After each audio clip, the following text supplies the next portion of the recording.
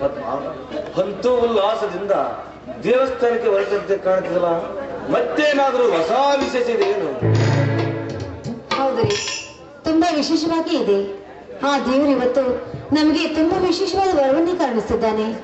ಒಂದು ವೇಳೆ ಆ ದೇವರಿಗೆ ನಾವು ತುಪ್ಪದ ದೀಪ ಹಚ್ಚಿ ಬಂದ್ರೆ ಅಲ್ಲಿಗೆ ನಮ್ಮ ಜನ್ಮ ಸಾರ್ಥಕವಾಗುತ್ತೇವೆ. ಅಂದರೇನು ನಿನ್ನ ಮಾತಿನ ಅರ್ಥ? ಮತ್ತೇನಾದ್ರೂ ಆ ದೇವರು ನಮಗೆ ಹೆಚ್ಚಿಗೆ ಶ್ರೀಮಂತಿಗೆ ಸಿಗುವ ನಿಧಿ ಏನಾದ್ರೂ ಪತ್ತೆ?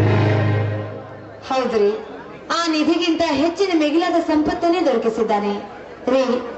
ಆ ದೇವರಿಗೆ ನಾನೆಷ್ಟು ಕೃತಜ್ಞತೆ ಹೇಳಿದ್ರೂ ಕಡಿಮೆನೆ ರೀ. ಪದ್ಮ, ಬರೀ ನೀವು ಒಗಟಿಟ್ಟು ಮಾತನಾಡಿದರೆ ನನಗೇನು ಅರ್ಥವಾಗಬೇಕು? ಇದ್ದ ವಿಷಯ ಏನೆಂದು ಹೆಚ್ಚು ಹೇಳಬಾರದೆ? ಅದು ಮತ್ತೆ ಹೇಗ್ರಿ ಹೇಳೋದು? ನಂಗೆ ನಾಚಿಕೆ ಆಗುತ್ತದೆ. ನಾಚಿಕೊಳ್ಳುವಂತ ಮನಸ್ಸು ಹೆಣ್ಣಿನ ಮನದಲ್ಲಿ ಇರ್ತದೋ ಏನೋ? ಪದ್ಮ, ನನ್ನ ನಿನ್ನ ಬಿಟ್ಟರೆ ಯಾರು ಇಲ್ಲವಲ್ಲ ಈ ಮನೆಯಲ್ಲಿ. ಬೇಗ ಹೇಳು ಪದ್ಮ, ಆ ದೊಡ್ಡ ವಿಷಯ. ಅದು ಮತ್ತೆ ನೀವು ತಂದೆ ಆಗ್ತಾ ಇದ್ದೀರಿ. ನಾನೀಗ 3 ತಿಂಗಳು ಗರ್ಭಿಣಿ. ಪದ್ಮ, ಅಂದರೆ ನೀನೀಗ 3 ತಿಂಗಳು ಗರ್ಭವತಿ? ನಿಜವಾಗಲೂ ಈ ಮಾತು ಸತ್ಯವೇ? ಏನ್ರಿ, ನಾನೇ ನನ್ನ ಬಾಯಾರೆ ಹೇಳ್ತಾ ಇದ್ದೀನಿ, ನಾನೇನು ಸುಳ್ಳು ಹೇಳ್ತೀನ? ನನ್ನ ಮೇಲೆ ನಿಮ್ಗೆ ನಂಬಿಕೆ ಇಲ್ವಾ? ಯಾಕೆ ಈ ವಿಷಯ ಕೇಳಿ ನಿಮಗೆ ಸಂತೋಷ ಆಗ್ಲಿಲ್ವಾ?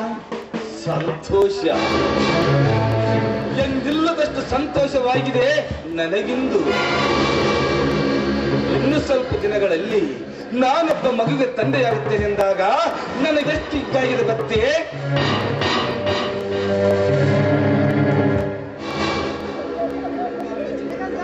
ನಿನ್ನನ್ನು ಅಟ್ಟಿ ಮುಚ್ಚಿಡುವಷ್ಟು ಉಲ್ಲಾಸ ಹುಚ್ಚಿ ಹರಿಯುತ್ತಿದೆ ನನಗಿಂದು. ಹೋಗಿ ಸ್ವಾಮಿ, ಹೀಗೆಲ್ಲ ಮಾತನಾಡಬೇಡಿ, ನನಗೆ ತುಂಬಾ ನಾಚಿಕೆ ಆಗುತ್ತೆ. ಇದೇ ಸಂತೋಷದ ಸಮಯದಲ್ಲಿ ಒಂದು ಪ್ರೇಮ ಗೀತೆ ಹಾಡೋಣ.